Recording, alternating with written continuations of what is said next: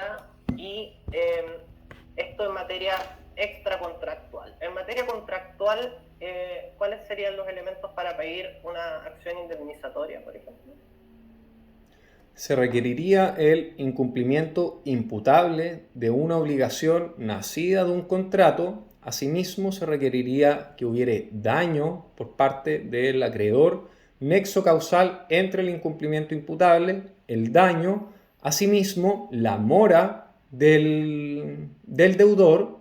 Se discute, por lo demás, aplicaría solamente para la indemnización moratoria aquello, pero tampoco debería decir eso al principio. Retracto. Y la ausencia de alguna causal de exoneración de responsabilidad finalmente. Ok. Hablemos precisamente de diferencias entre un estatuto y otro. ¿Cuáles me podrías señalar? Rex y Rec, ¿verdad? Sí. Sí, algunas que fueran más entretenidas. Por ejemplo, no lo diría al tiro, pero la aplicación de el artículo 158, por ejemplo, en materia de extensión del daño, demasiado específico quizás, pero Dice el 1558. sí, Ah, ya. 1558, Entendí que el me escuché. 653. ¿Cuál era ese? Ya. Respecto a la extensión del daño en materia de... pero lo voy a decir primero Sí, mejor. señala varios primero, ya. Claro, eso. Ya, eso. ¿Qué diría primero?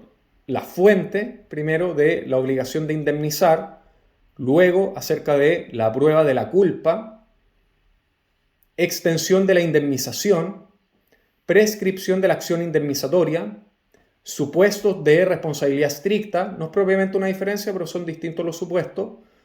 Asimismo, la responsabilidad que se tiene frente a terceros, capacidad delictual, función que cumple el dolo, el rol que cumple el dolo en cada uno de ellos, acciones que se dispone a efectos de derivada del hecho ilícito respectivo, carga de la prueba, me parece que ya lo debo haber Ya, señalado, hablemos graduación de la culpa. la culpa, claro, esa es otra.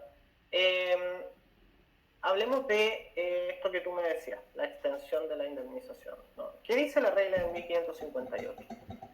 La regla del 1558 que aplica a todas luces al régimen de responsabilidad contractual distingue entre los daños directos previsibles e imprevisibles de manera tal que de obrarse con dolo en el incumplimiento se va a responder de ambos tipos de perjuicios y si solo hubiera mediado culpa solamente de los perjuicios previstos o que hubieran sido previsibles por las partes al tiempo de contratar. Muy bien. ¿Cuál sería acá el problema de esto en extracontractual? El problema es que, tal y como se advierte del tenor del artículo, en conjunción con la localización en el código, solamente tendría aplicación en el régimen de responsabilidad contractual, de manera que en contrapartida, en el régimen de responsabilidad extracontractual, primaría lo que se denomina el principio de reparación integral del daño en toda su entidad, explícitamente consagrado en el artículo 1329, de manera tal que se respondería siempre con culpa o con dolo, pero en dolo sería irrelevante, tanto de los daños previsibles o previstos como de los impredecibles. Ahora, acá el problema sería, si hablamos de responder de lo imprevisible, ¿qué problema podría estarse planteando en esta materia? Se plantean dos problemas. Primero se plantea un problema en sede de culpabilidad y luego se plantearía una discordia en relación a la causalidad normativa. En relación a la culpabilidad, ¿qué es lo que ocurre? Lo que ocurre es que la culpa va a haber que determinar si se entiende que implica necesariamente un juicio de previsibilidad, lo cual cierta parte de la doctrina señala que sí, puesto que en últimas la culpa no es sino un desapego, un modelo de conducta, y en este caso el modelo de conducta que rige en materia extracontractual es el clásico de la persona media, prudente, racional, y aquella persona es aquella que delibera de manera correcta y como consecuencia de que delibera correctamente es que actúa razonablemente. Ahora, lo imprevisible escapa de la órbita de la deliberación y por tanto de la esfera de la prudencia, de manera que mal podría tenerse por corolario de aquello el que se respondiese de daños imprevisibles, por cuanto aplicaría el artículo 1558. Ahora, en materia de causalidad, bueno, ahí no sé, me alargué mucho con la respuesta, pero... Pero en materia de causalidad, ¿por qué me dices en C causalidad normativa? Claro, en sede de causalidad ¿A qué te normativa... refieres con causalidad normativa? Sí, lo que se requiere de que el hecho sea, o sea, de que el daño sea una consecuencia necesaria y directa del hecho ilícito. Cuando nosotros vemos que el hecho sea o tenga una vinculación necesaria con el daño, nos estamos refiriendo a lo que sería la casualidad naturalística, causa y efecto en el orden material de cosas. Cuando nosotros hablamos de la causalidad normativa, nos estamos en últimas preguntando cuáles son las consecuencias dañosas del hecho que son atribuibles a la ilicitud del hecho mismo. Ya no estamos buscando determinar cuáles son las consecuencias dañosas del hecho en sí mismo, sino del carácter de ilícito del hecho. Y en este sentido... ¿Qué criterio, por ejemplo, utilizaríamos para determinar la causalidad natural? La teoría de la conditio sine qua non. Se estima... ¿Y en la normativa? Hay varias teorías, habría que hacer un entremezclado de las cuales uno podría señalar la proximidad cronológica en relación a el hecho y las que parecen hoy en día estar más en boga o estar adquiriendo mayor fuerza se han extraído o como apadrinado a partir del derecho penal, que sería la conexión entre la ilicitud y el fin protector de la norma, o sea, la conexión de la ilicitud del daño y la imputación objetiva. En el caso de la conexión de ilicitud, pero ahí eso aplicaría a qué tipo de culpa en específico, porque, o a qué tipo de actos, porque no... Sí, en aquel caso aplicaría la culpa infraccional específicamente. Claro, ¿no? Porque esa es la regla general. Esa es la regla general. Ahora... ¿Hay culpa infraccional? No. O sea, digo la regla general de que aplicaría la teoría del fin protector de la norma solamente a supuestos de culpa infraccional. Hay gente que ha estirado o hecho más elástica aquella excepción, pero no viene al caso. En general nos vamos a estar refiriendo a la teoría de la imputación objetiva, por tanto, propiamente tal. Ya, ok. Ahora, bueno, acá independientemente de las muchas que hayan, que en el fondo son causa adecuada, causa eficiente, causa próxima, qué sé yo, ¿qué ocurre con Bueno, en este sentido la previsibilidad igual jugaría un rol, porque uno tendría que pensar hasta qué daño correspondería asociarlo, digamos, como un daño directo del otro. O sea, es imprevisible en el sentido de que viene mucho después. Igual importa la previsibilidad, pero no tan, es un elemento ubicuo, ¿no? Está como metido en todos lados. Ahora, ¿qué ocurre con el dolo en sede extracontractual entonces? Porque si no aplicaría el 1558, ¿cuál es el efecto del dolo?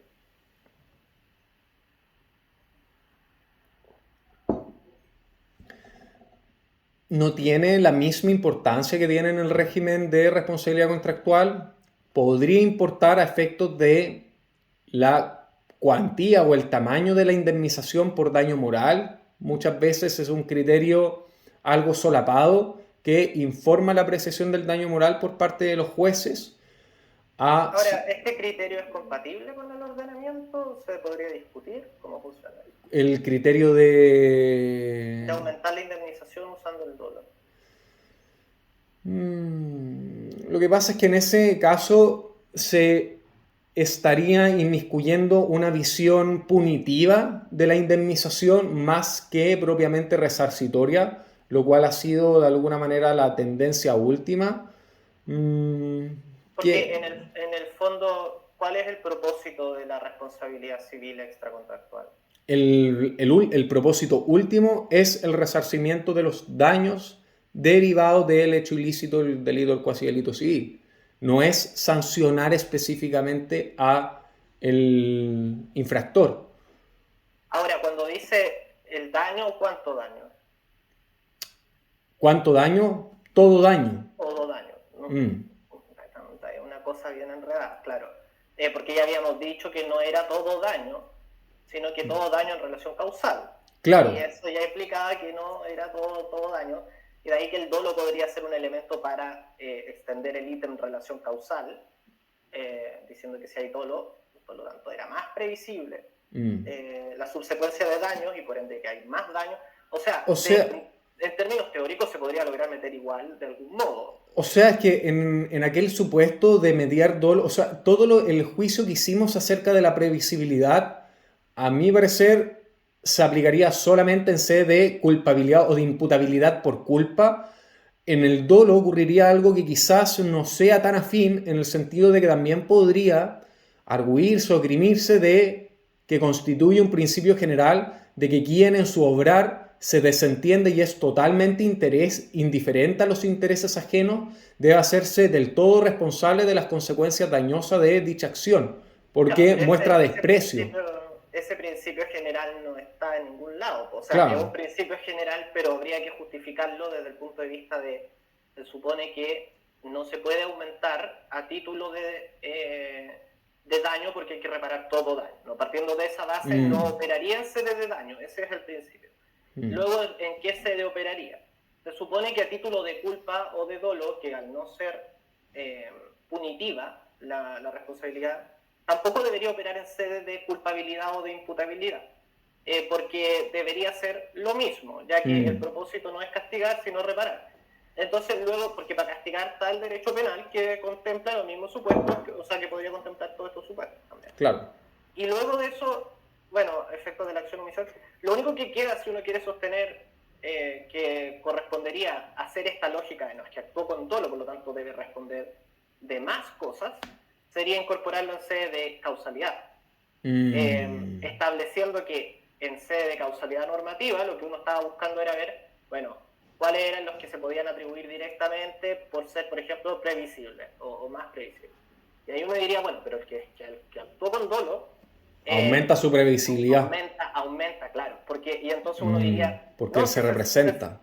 No es que se haya agregado más monto indemnizatorio al mismo daño, sino que se agregaron más daños causales. Porque él se los representa y los quiso finalmente.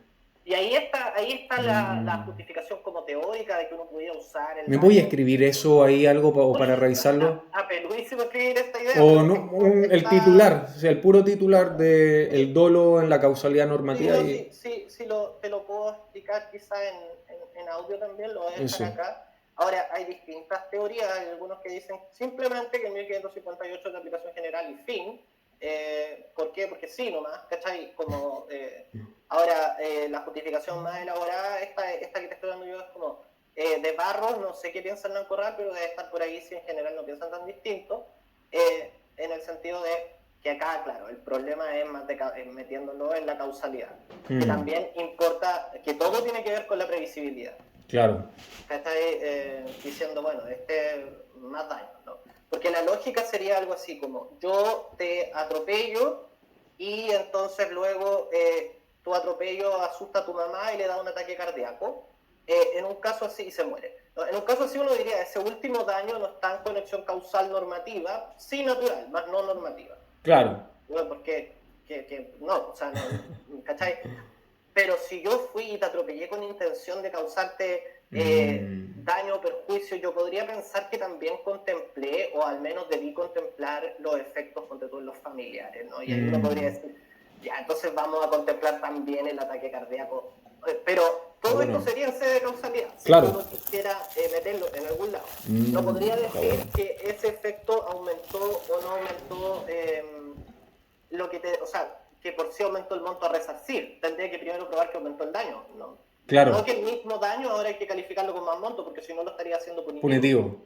No, sino que aumentó el daño, finalmente. No, bien, estas cosas son los privilegios de de tener a alguien inteligente para poder decirle esas cosas. Súper bueno. Uno nunca llega a este análisis. Bueno, sigamos. Súper bueno, gracias. Está súper bueno. En materia de responsabilidad contractual, ¿qué argumentos se pueden dar en contra y a favor de la autonomía de la indemnización de perjuicios? En contra podría fundarse aquello en la autonomía de la voluntad, principalmente traducida en el efecto y la fuerza obligatoria de los contratos, de manera tal que el argumento seguiría más o menos de la siguiente manera. Las personas exteriorizan su voluntad de manera tal que tienen que hacerse cargo de las consecuencias jurídicas que se sigan de ello, de forma tal que, existiendo un pacto entre voluntades jurídicas exteriorizadas, no les cabe más a las partes que hacerse cargo de ello y, por tanto, dar cumplimiento al contrato. Lo pactado obliga de manera sagrada por este principio cardinal que sería la autonomía de la voluntad, y esto sería una interpretación clásica del artículo 1545. Ahora, en contrapartida, se diría a favor de la autonomía de la indemnización. Lo anterior a la postre tendría como conclusión de que habría un orden de prelación en los remedios, siendo solamente subsidiaria la posibilidad de deducir o intentar la acción indemnizatoria, siendo primeramente procedente la pretensión de cumplimiento, que antiguamente se le llamaba cumplimiento forzado, o resolución por inejecución. Ahora, cuéntame, ¿hay alguna disposición que permitiera sostener esto en términos normativos, digamos? Porque, claro, entiendo el fundamento de la autonomía de la voluntad, pero ¿hay normas que nos den a entender este orden de prelación? Sí, muy especialmente el artículo 1489, en un análisis literal del contenido del artículo, que establece que el acreedor podrá pedir a su arbitrio, en su inciso segundo, el cumplimiento forzado o la resolución resolución del contrato, con indemnización de perjuicio, de manera tal que daría a entender de que solo se podría interponer de manera complementaria a cualquiera de las dos acciones previamente descritas.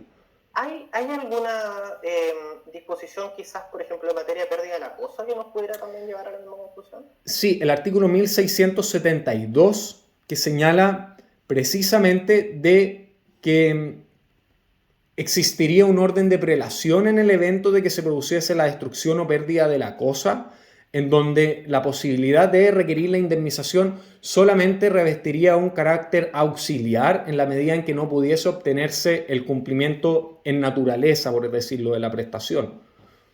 Ya, sí, lo que dice en realidad no es tan así, pero dice que si el cuerpo cierto perece por culpa o durante la mora del deudor, la obligación subsiste, pero varía. Cambia objeto. Entonces, eso nos daría a entender que si no pasa eso, si no perece, subsiste. No pasaría, claro. Claro. Ahora, es cierto. Del otro lado, en favor de la indemnización de perjuicios. A favor de la autonomía de la indemnización de perjuicios, se señala de que se ha producido en razón de o a la vista de las modificaciones culturales, especialmente en el panorama comercial, un cambio de paradigma en la contratación, en donde ahora el clivaje ha virado a la satisfacción del interés del acreedor por sobre consideraciones a la rigidez pétrea en los pactos de nudo o los pactos que celebran entre las partes, de manera que un argumento de orden económico o casi filosófico dice relación con favorecer el libre tráfico y circulación de los bienes en atención a la economía a gran escala y globalizada que existe hoy en día, en donde la mayor parte de las obligaciones no son fungibles y en donde en última el acreedor lo que le interesa es... La mayor parte no son fungibles. Son fungibles. De manera tal que al acreedor no le interesa quién es el que le paga o le cumple, sino que le interesa que se satisfaga su interés originario. De manera que esto se traduciría en la necesidad de hacer una resignificación del artículo 1545 y de este supuesto orden de prelación, de manera tal que se fundaría este derecho de opción que tiene el acreedor en su interés de indemnidad, puesto que en última él es la víctima del incumplimiento y por tanto a quien le empece o quien le corresponde el derecho a decidir cómo se debe satisfacer o compensar su interés. No solamente aquello, sino que hay varios preceptos diseminados en el Código, desde el artículo 1537, a propósito de la cláusula penal, el 1553, 1555, el 2239, que expresarían o darían a entender el principio en vigencia de reparación integral del daño causado. Por cierto, los artículos 3 primeros que acabo de señalar precisamente autorizan a solicitar la indemnización de manera autónoma y habrían otros argumentos que se ventilan. Y para concluir, esto que vengo diciendo ha tenido asidero en la jurisprudencia, en especial a partir de una sentencia dictada en el año 2012 en una causa conocida de Sorín con Siderúrgica Huachipato, en donde finalmente el tribunal estuvo por autorizar o por conceder la autonomía de la acción indemnizatoria en razón del artículo 1591, inciso segundo, que establece los requisitos del pago, donde finalmente entendió que la indemnización o la solicitud de indemnización no era sino un requerimiento de cumplimiento en naturaleza que comprende las indemnizaciones que se adeuden. Por lo tanto, hubiera sido un pago, se extinguió por pago. Ok, sí, entiendo. Muy bien. Cuéntame, hablemos de supuestos de responsabilidad precontractual. Cuando hablamos de precontractual, ¿por qué motivos podría darse lugar a la responsabilidad? ¿Por qué motivos podría darse? ¿Podría haber responsabilidad precontractual por el hecho de que yo no llegue a celebrar el contrato que negociaba contigo? Exactamente, podría haber. Ahora, por ese hecho, digamos, por no celebrar el contrato, o sea, más bien sería por el retiro unilateral de negociaciones, sería aquel el supuesto. Pero porque yo no estoy obligado a continuar hasta celebrar el contrato, por algo son negociaciones. Exacto, o sea, habría una obligación eventual de indemnizar atendiendo a las casuísticas y los relieves propios del caso. No obstante ello, en modo alguno y jamás podría forzarse a celebrar el contrato, puesto que aquello requeriría un contrato de promesa y vulneraría flagrantemente el principio de libertad contractual. Sí podría generar una obligación de indemnizar a partir de la buena fe, que se supone que la buena fe, en su aspecto objetivo principalmente consagrado en el artículo 1546, que señala que los contratos deben ejecutarse de buena fe. No obstante ello, siendo un principio general, se ha entendido que impregna o se proyecta en la totalidad del íter contractual, inclusive en la etapa de tratativas preliminares, de manera que aquello que se traduce en un deber de corrección y lealtad en las relaciones mutuas que tienen que tener las partes en todo el íter. Y en lo que ocurre en la etapa precontractual es que, si bien las partes no han contratado, no hay un acuerdo entre ellas, hay un cierto deber de colaboración que les asiste por el hecho de ellas haber entrado en un contacto negocial, es decir, en mira a la celebración de un contrato. De manera que, atendiendo a la naturaleza de la relación que se ha gestado entre ellas, es que coordina... La naturaleza de la relación. Aquí hay algo muy importante, ¿no? ¿Qué es lo que ocurrió con las conductas de las partes acá que hace que se extienda aquí la buena fe? Porque si yo voy a un negocio, en el fondo, no, sí, mi conducta no bastaría como para que se asuma que voy a comprar necesariamente, ¿no? Totalmente de acuerdo. Hay una intención negocial claramente manifestada. Aquí. Ya, sí, podríamos decir. Sí, me parece bien, es una buena manera de decirle. Podríamos decir... Hay una relación precontractual que se le denomina, de hecho. O sea, lo que podríamos decir acá es que en el fondo lo que se creó fue una confianza. Exacto. Una confianza razonable en que se va a concluir o se va a perfeccionar el contrato. La intención original es esa. Claro, o sea, lo que ocurre es que precisamente se forma este tipo de relación precontractual, y aquí lo que cabe preguntarse es qué tanta o de qué tamaño es es la lealtad que recíprocamente se adeudan las partes, cuál es el tamaño de este deber de colaboración que les asiste. Y finalmente, ese mismo deber de colaboración que se traduce en deberes de información, de secreto, de reserva, puede asimismo configurar una confianza legítima, no quizás en orden a celebrar el contrato, puesto que por algo están negociando, pero sí en el modo en que se van a desarrollar las negociaciones y, por ejemplo, en que no va a tener lugar una terminación o un retiro unilateral arbitrario. Eso, a ver, entonces tenemos acá, si tuviéramos que inventar la responsabilidad precontractual, tendríamos dos factores de imputación, o sea, ya tendríamos dos elementos, ¿no? Por un lado, para operar tendría que haber la creación de una confianza razonable. Exacto. Respecto de la negociación, luego el acto sería, digamos, además compuesto por un retiro injustificado o una ruptura injustificada de los tratos preliminares. Claro. ¿Y qué nos faltaría entonces? La imputabilidad. Ya, pero es que la imputabilidad la vamos a incorporar dentro del carácter injustificado e intempestivo, ¿verdad? Claro, exacto. Ya, perfecto. Disculpa, que estaba anotando el retiro intempestivo. No, tranquilo, si te voy a mandar... Ya, eso, bacán. Por favor, repíteme la pregunta. Supongamos que estamos estableciendo cuáles serían los requisitos de la responsabilidad precontractual. Perfecto. Bueno, si bien Zuluaga tengo entendido, que yo no la he leído directamente, pero porque yo leo a las profes que me cambian. No, pero sí leyendo a Lilian San Martín, que habla de lo que dice Zuluaga, ella da a entender que esto sería, o al parecer esta es la idea de que este estatuto precontractual sería una especie de estándar o de tercer estatuto respecto de lo contractual y lo extra. Exacto, señala que hay una autonomía más o menos. Claro, entonces bueno, pero independientemente de eso, si uno va a construir, entonces estaba pensando, ¿cómo construir los requisitos de ese tercer estatuto? Pero sería como, por un lado, confianza legítima en el desarrollo de las tratativas, una ruptura intempestiva en esas tratativas. Exacto. Y bueno, faltaría los daños, naturalmente. Los daños y la causalidad. Exacto, daños y causalidad. La antijuridicidad quedaría configurada finalmente por el retiro intempestivo, existiendo al mismo tiempo una confianza razonable en que se iba...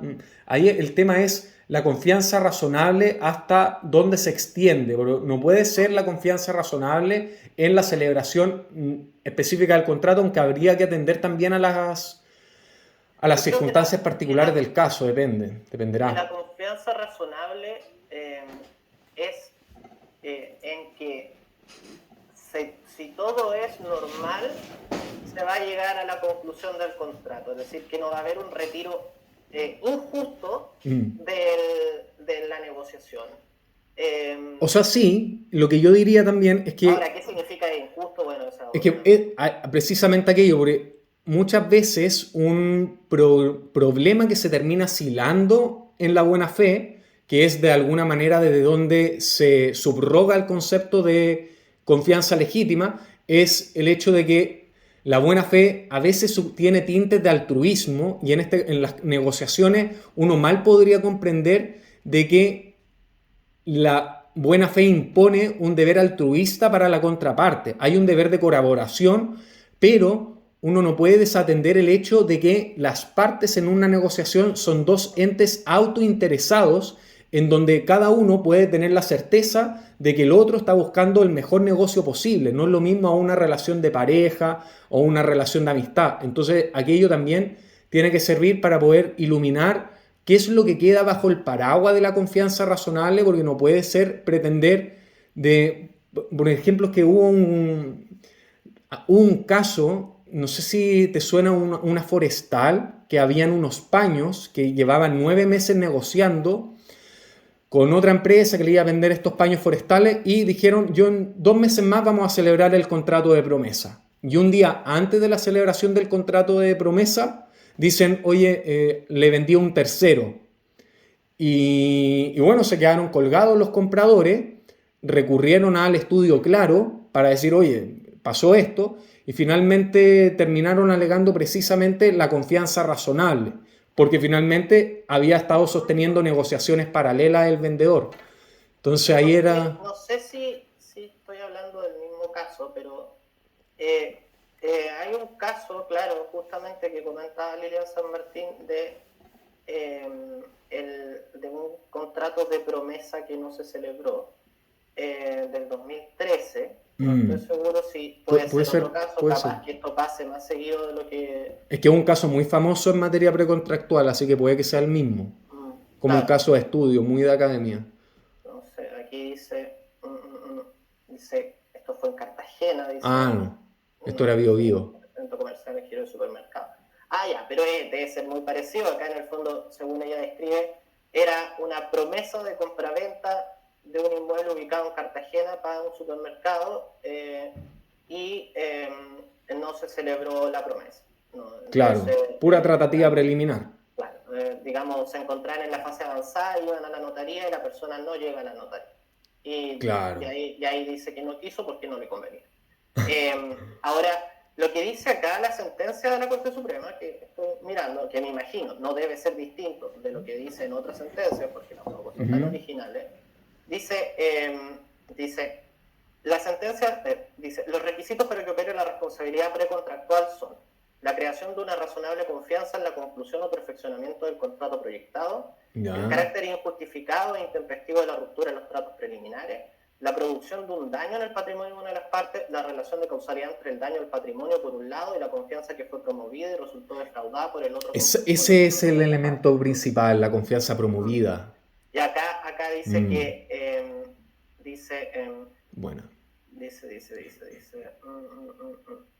No se discute el derecho de retirarse de las tratativas preliminares, pues este es un derecho absoluto. Lo que se discute es bajo qué condiciones el retiro genera la obligación de indemnizar el daño causado, es decir, cuando se alcanza el punto de no retorno en virtud del cual ya no le resulta legítimo retirarse unilateralmente de las negociaciones. Y dice, dice, en consecuencia, los negociantes son libres para decidir si celebran o no el contrato que están negociando, pero solo mientras no hayan generado en el otro negociante la razonable confianza de que concluirán el proceso positivamente. Arribado a este punto, los negociantes dejan de tener libertad absoluta y el retiro unilateral solo resultará legítimo cuando esté justificado, es decir, cuando haya razones que autoricen la ruptura de las negociaciones y en caso contrario surgirá responsabilidad precontractual. La Corte Suprema siempre con estas cláusulas huevonas que es como solo es legítimo cuando resulte justificado, es decir, cuando hayan razones que autoricen la ruptura. No, es como gracias, es decir, cuando está justificado. Claro, tautología pura y dura. Es justo cuando está justificado y eso es cuando hay razones que lo justifican. O sea, al final, lo que yo entiendo es no solamente es necesario que haya una confianza razonable, sino que sea inducida. Finalmente, aquí entra aquel que crea una apariencia, tiene que hacerse cargo de las consecuencias que se sigan de la creencia razonable que otro puede tener en la apariencia que uno creó finalmente, porque uno crea una apariencia a la cual el otro la tiene por real y finalmente en base a eso confía. Entonces al final la culpabilidad o el juicio ante juridicidad no reside en no tutelar o proteger los derechos del otro como si fuesen los propios, sino en el hecho de inducir al otro a una confianza que uno mismo vulnera. Es como ir en contra de los actos propios, inclusive, podría decirse. De hecho en el fondo la teoría de los actos propios es esto, en el fondo la buena fe hecha, porque acá luego viene el problema del quantum, porque... Claro. Lo que dice acá la Corte es... ¿Interés negativo? Dice, en ausencia de especulaciones sobre gastos o riesgos, cabe determinar qué tipo de perjuicios son indemnizables. El ilícito precontractual no consiste en haberse resistido a celebrar el contrato, sino en haber negociado de mala fe o con grave desatención respecto a los intereses de la contraparte, como en este caso sería respecto de la ocasión de las rupturas de las negociaciones. En consecuencia, el perjuicio está dado por los efectos que se siguen de haber puesto la confianza en la diligencia y buena fe de la contraparte, de modo que la pretensión indemnizatoria tiene por finalidad que el demandado ponga al actor en la situación en que se encontraría si los específicos ilícitos no se hubieran resuelto. Pero fíjate que eso es distinto, o sea, porque es distinto al interés negativo. Exacto, porque el Code francés en el 1123 señala que se tiene que resarcir hasta el interés negativo, es decir, dejar a la persona en la posición que hubiera estado antes de negociar. Pero en este caso, finalmente es si no hubiera mediado este comportamiento que vulnera, que hubiera tenido razonablemente lugar, y ahí podría darse como una satisfacción del interés por expectativa. Qué bueno que haces ese punto, porque lo que dice la Corte, si bien es que limita el resarcimiento al interés negativo, igual coincide con la posibilidad de que se indemnicen todos los perjuicios, porque aquí lo que dice la Corte dice, deben indemnizarse todos los gastos y perjuicios que sean una consecuencia directa de la revocación. Habrá que entender que los perjuicios indemnizables incluyen el daño emergente, el lucro cesante e incluso el daño moral, pero siempre que sean consecuencia directa de la revocación. Es decir, es el interés negativo, pero en el interés negativo, entiende, incluyó también el lucro cesante derivado de la pérdida de la oportunidad, por ejemplo, si hubiera rechazado otra oferta a causa de las negociaciones. Ya, perfecto. ¿Cachai? El único límite de la indemnización está en que la parte no puede quedar en mejor posición que en la que habría quedado de celebrarse el contrato, dice. No puede quedar en... Claro. Claro. Me parece bien, es bien interesante el fallo, te lo voy a dejar anotado porque es, yo diría, como dice la San Martín al final, dice que el fallo es obligatorio en el sentido de que fija los criterios, aunque esto es del año 2013, pero fija los criterios de la Corte en la materia. Entonces, en el fondo, la Corte lo que está diciendo acá es que sería... o sea, me parece bien, como que todo lo que dice me parece como... razonable, ¿cachai? Pero igual vuelve a quedar de algún modo la cuestión media difusa de cuáles van a ser justamente los... daños a indemnizar. Ahora yo creo que si se prueba, por ejemplo, que hubo una pérdida de chance, por ejemplo, es que, bueno, ahí va a ser un huevo también, pero supongamos que se probara que yo rechacé un contrato o otro contrato porque confié en ti, uno podría pensar que eso está incluido. Yo pienso en, yo voy a una tienda y hago que el vendedor, no sé, pues me pruebe todos los zapatos de la tienda. Y mientras tanto no atiende a otros compradores y se va, ¿no? Se van esos otros compradores. Ahí parecería que uno podría alegar, según esta sentencia, el interés de esos otros contratos. Es decir, que igual es peligroso, sí. Pero igual dice que el único límite es que quede mejor que como habría estado si yo lo hubiera comprado. O sea, ya, igual es inteligente eso. Igual es inteligente. Como, no sé si igual de pronto se les ilumina el cerebro. Oye, sí, no, de verdad está bien pensado en ese sentido. Y también habría que hacer una deducción en esa cuantificación del daño, puesto que muchas veces la celebración de un contrato, si bien uno dice tengo una expectativa de beneficio patrimonial que se va a seguir del cumplimiento de este contrato, también muchas veces le significa a uno un costo el obtener el beneficio. Entonces al final tendría que haber una operación económica de liquidación entre lo que probablemente a uno le hubiese significado económicamente obtener el beneficio de obtener la indemnización pura del beneficio, pero si no sería un enriquecimiento sin causa también. De hecho, aquí agregan que el demandado podría probar que de haber celebrado el contrato frustrado, el demandante habría obtenido pérdidas en vez de ganancias. Y en tal caso no procedería ni siquiera a la indemnización del Bueno, está igual bien pensado. Igual ahí como esto es como, a ver, decir que de haber contratado conmigo habrías obtenido pérdidas en vez de ganancias. El interés de indemnidad, decís tú. Es como medio random decir, no, ibas a celebrarlo conmigo y te habría hecho perder plata, así que no te porque en realidad igual es raro, ¿no? ¿Cachai? Te salvaste de comprarme esta wea. Es como, si alguien me dice eso, entonces yo veo mala fe. Ahora no en la interrupción de la tratativa, sino en el inicio de la tratativa. Voy a vender algo que estaba mal, no sé. Pero me suena un poco la regla de no podrá alegar la nulidad a aquella persona que sabía o debía salir del vicio. Si tú sabías que el otro contratando contigo iba a quedar en peor posición, tampoco puedes obtener un provecho propio de aquel dolo que estaba en la fase preliminar, por así decirlo. Ahora ahí igual es raro. Que uno podría también pensar que el demandado podría eximirse de la responsabilidad celebrando el contrato. Claro, obvio. Lo que sería parecido como a lo que dice el Código de Comercio. Tú repasaste esos pendientes, lo habíamos... Sí, 97 al 108. Claro. La retractación tempestiva puede exonerarse la indemnización celebrando el contrato finalmente. Entonces aquí yo creo que uno podría pensar en algo parecido, tal vez, ¿no? Al menos lo que queda claro de la sentencia que estaba mirando es que el fundamento es la buena fe, claro. La buena fe objetiva extendida al ITER, que no es responsabilidad contractual, que podría tener un estatuto, un tercio, como dice, o como un tercer estatuto, como dice Zuluaga, o extracontractual, que la mayoría cree que es extracontractual, porque acá aplicaron el extracontractual, que el interés indemnizado sería interés negativo y que como que el criterio sería quedar igual que si no se hubiera generado la confianza legítima. Entonces, de algún modo, aquí están todos los factores de imputación están bien hechos, están bien puestos, pienso. Y el comentario lo sintetiza, creo, mejor que el fallo, porque te voy a dejar el comentario mejor, porque el fallo... Bueno. Como el fallo está como bien... ¿Te puedo hacer una pregunta, Oscar? Sí. Lo que pasa es que Zuluaga señala en un apartado del libro de ella de que el fundamento mediato de la responsabilidad precontractual siempre es la buena fe y de que dependiendo del caso, el factor de atribución de responsabilidad inmediato puede ser culpa o dolo, pero ella señala de que la buena fe puede constituirse como un factor de atribución de responsabilidad objetivo autónomo a la buena, o sea, al dolo y a la culpa.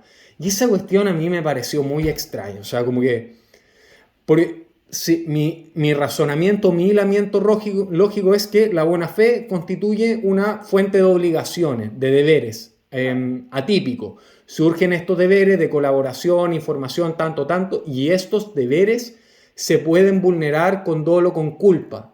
Pero me da la impresión de que ella, según lo que te vengo diciendo, diría, no es necesario ni dolo ni culpa, sino solamente el incumplimiento de estos deberes, como no sé si sería como responsabilidad estricta, pero al final no, como que no, porque al final crea un deber, cierto deber de cuidado, la buena fe, que se puede vulnerar con culpa o con dolo, pero como mala fe, no entiendo, como culpa, dolo, mala fe, algo aparte, algo distinto, como que... Uno podría, mira, no conozco lo que dice, pero lo que yo entiendo es que si uno toma en cuenta de algún modo como los estatutos internacionales, que me imagino que es donde ella se enfoca, sobre todo del common law, lo que uno tendría que pensar es que es responsabilidad estricta en el sentido de que la buena fe, al fijar reglas de conducta,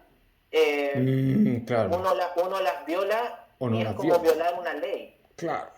¿La violas o no la violas?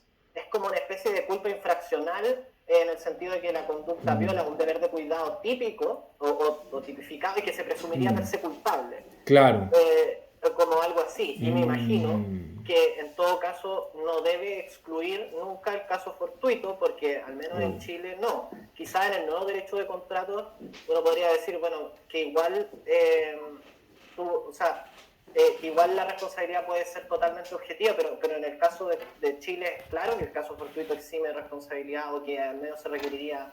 Entonces, claro, uno podría pensar que hay un tercer estatuto, si es que eso es lo que dice ella, teorizando, ya que el factor de imputación no sería la culpa o el dolo, sino la regla de la buena fe como infringida como si fuera derecho.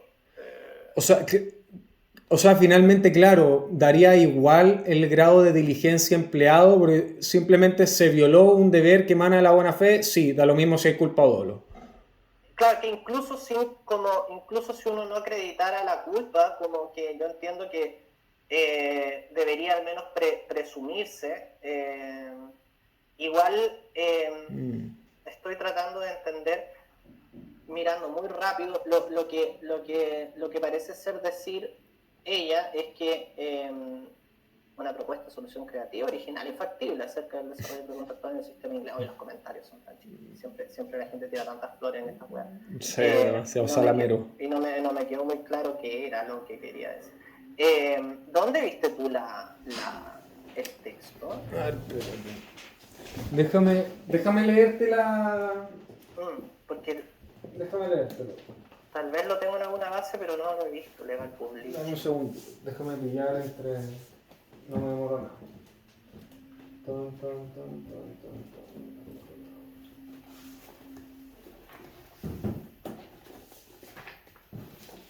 Acá.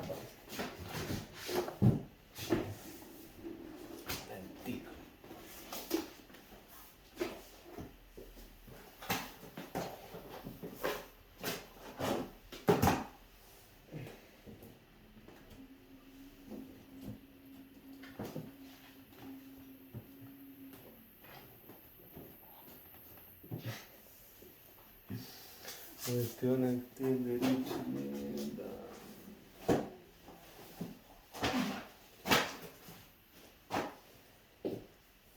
dame un intento más. Acá está, creo.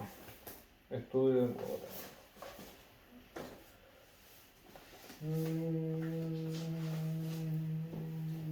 Acá está. Aquí está ya. La tengo. Mira, lo que dice. Lo voy a leer lento. ¿Cuál es el texto que tenía? Se llama Teoría de la responsabilidad precontractual. Aplicaciones en la formación del consentimiento de contrato.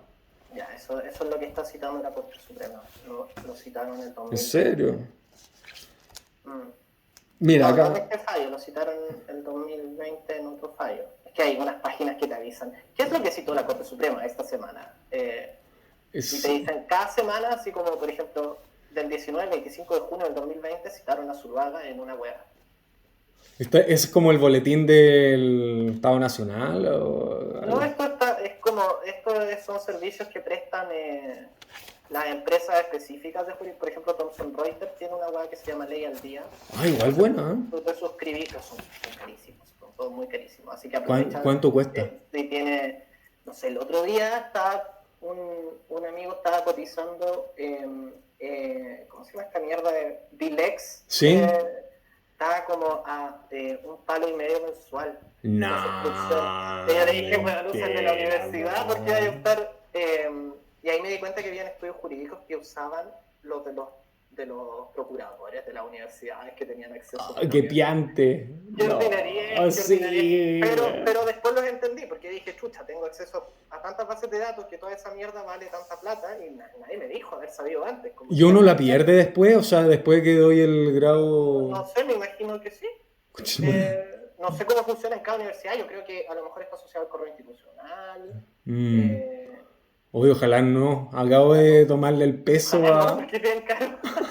Súper caro. A ver, ¿qué dice la...? Mira, déjame leerte.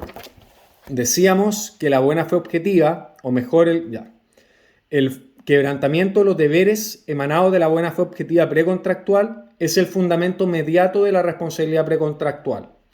En muchos supuestos, la violación de la buena fe precontractual se configurará como un factor de atribución de responsabilidad subjetivo, regulado por nuestra legislación, a saber, culpa o dolo. En dichos casos, es evidente que el fundamento inmediato y factor de atribución de la responsabilidad precontractual será la culpa o el dolo, y que la buena fe objetiva solo será el fundamento inmediato de dicha responsabilidad. Sin embargo, estimamos posible que la buena fe objetiva se configure como factor de atribución de responsabilidad objetivo autónomo, sin necesidad de que exista culpa o dolo, en cuyo caso la buena fe objetiva será tanto el fundamento inmediato de la responsabilidad precontractual como su fundamento inmediato y su factor de atribución. ¿No dice cuándo estima que eso podría pasar? Es que esa es la cuestión, ¿por qué no lo dice? O sea, si te tiráis una idea tan... tan claro, como toda la tesis ahí está la parte original de la web, porque todo lo demás ya se dijo en el siglo...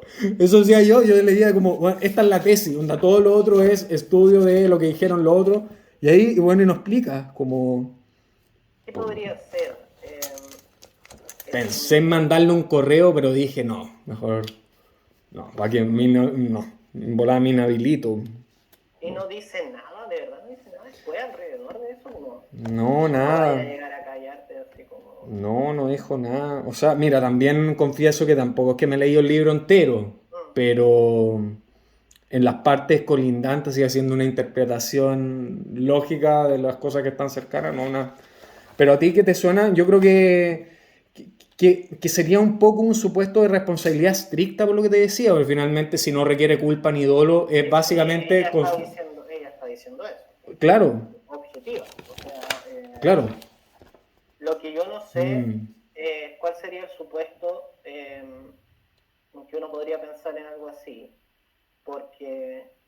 Pero igual te requiere culpa, porque determinar cuál es el ámbito del deber de colaboración o de esto te requiere decir cómo se hubiera comportado una persona razonable, media, en esas circunstancias concretas. Como que no es algo que lo puedas apreciar completamente abstracto, sino que es una especie de término medio entre lo concreto y lo abstracto. A menos de que uno estableciera, digamos, sistemas que uno de algún modo pudiera hablar de la fijación de estos deberes en sede de buena fe, o sea, como no pensando en... ¿O tipificarlo? Como que la buena fe los tipificara, más allá de que, es decir, como yo al crear una expectativa legítima, luego no la puedo romper y punto. Claro.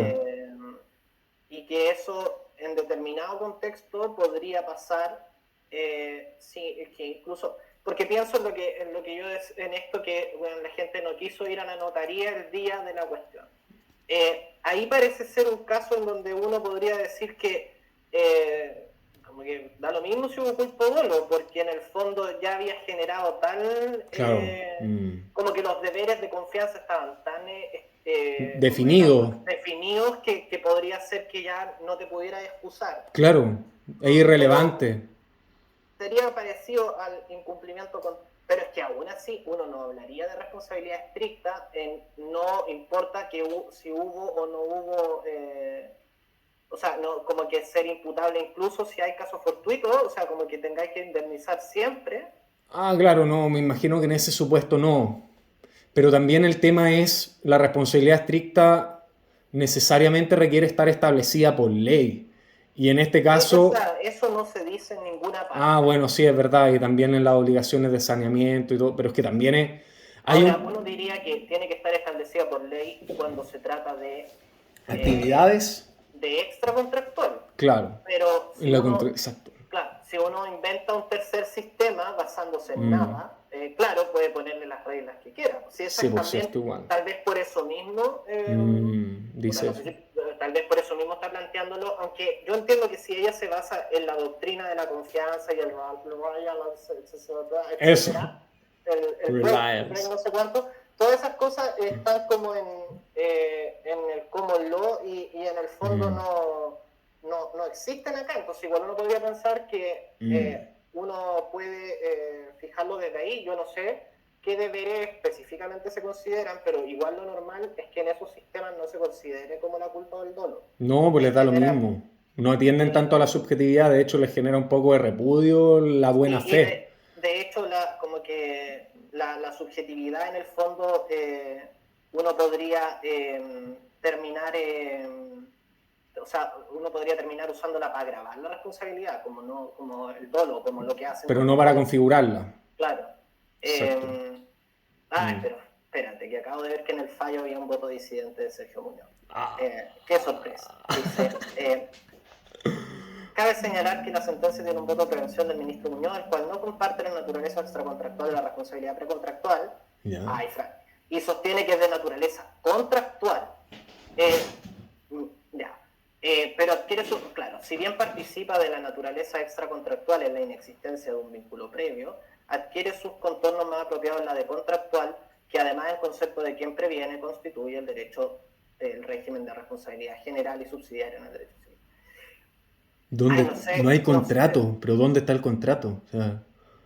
¿Sabes qué? Me da la impresión de que esto fundamentaría bien lo que dice la Zuluaga, o sea inventando esto, lo que ella quiere decir.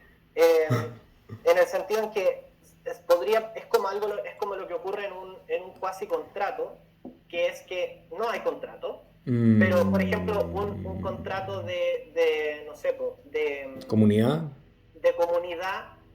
uno lo podría regir por las reglas de la sociedad, o un contrato de de agencia oficiosa, si uno quisiera establecer los deberes de cuidado, quedarían mejor prefijados yendo al mandato. O sea, nadie dice que hay contrato, pero que son las reglas supletorias, las de contractual, que las que permitirían entender si, por ejemplo, la determinación del daño causado, la determinación de los hechos de tercero y en el fondo la prescripción, que si al final todo esto es la prescripción.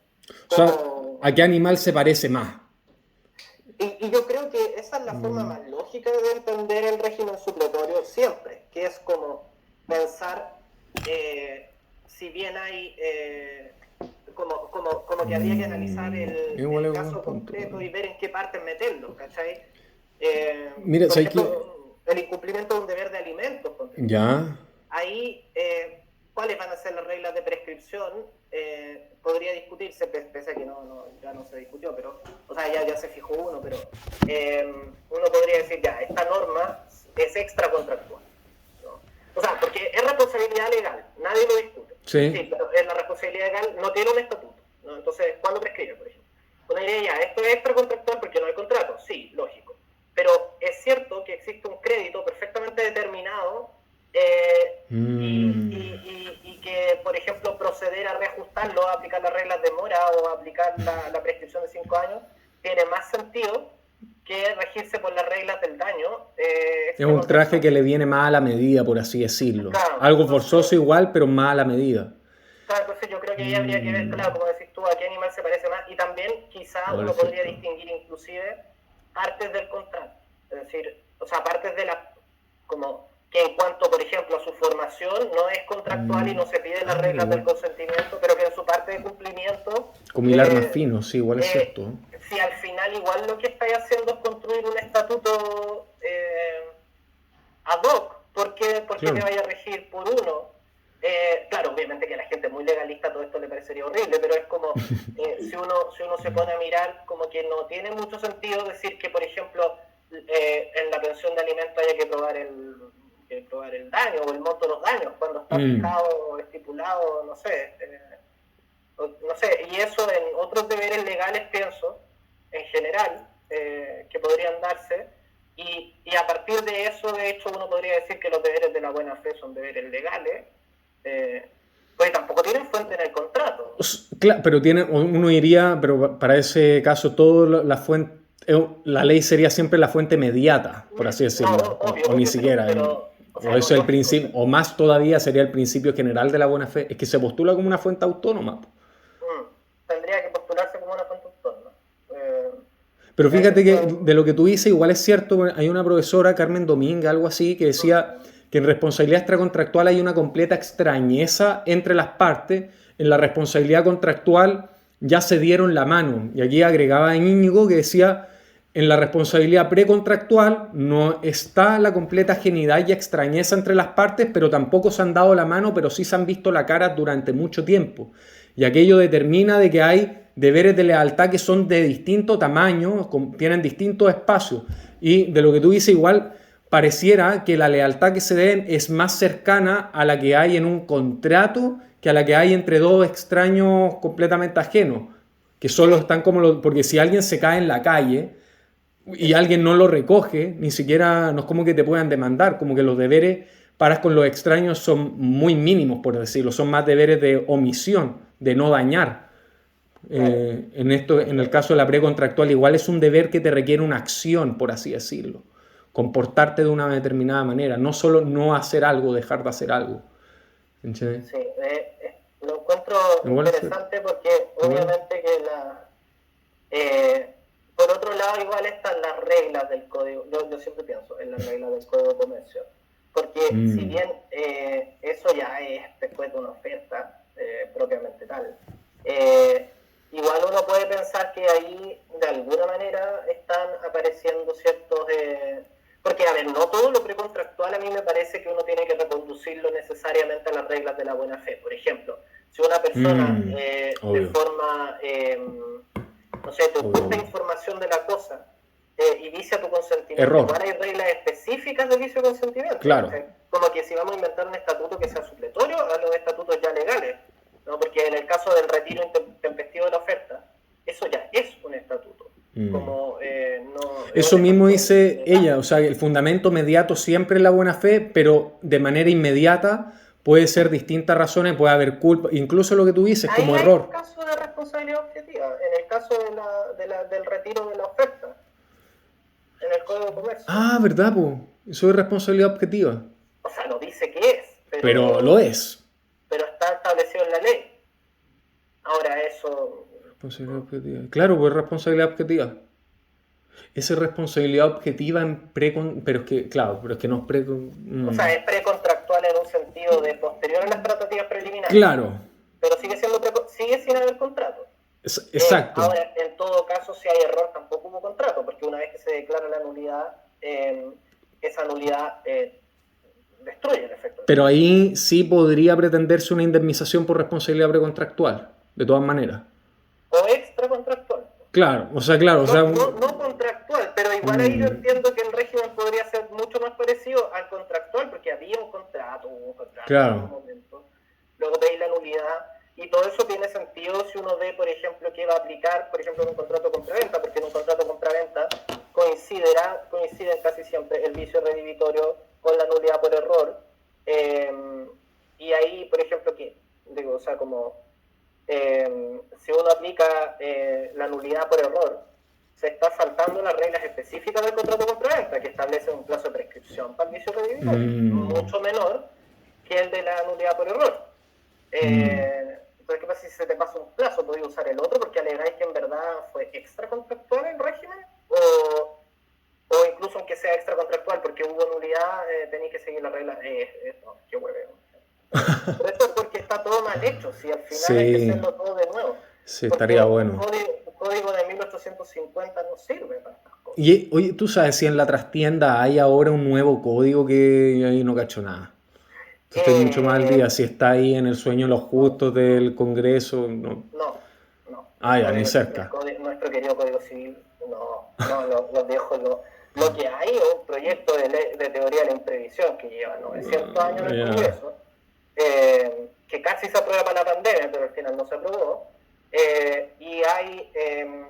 No creo que, pero porque además está la cola de las reformas del Código de Procedimiento Civil, que eso debió haberse reformado en el 90, pero ya, digamos, está desde ese año, creo que ya como 30 años también luego está el Código Penal, que esa reforma está pendiente hace millones de años también. Hay como 20 anteproyectos de Código Penal, todos los años hace uno nuevo, se trabajan todos los profes penales que existen, de hecho están los articulados y está todo hecho, ¿cachai?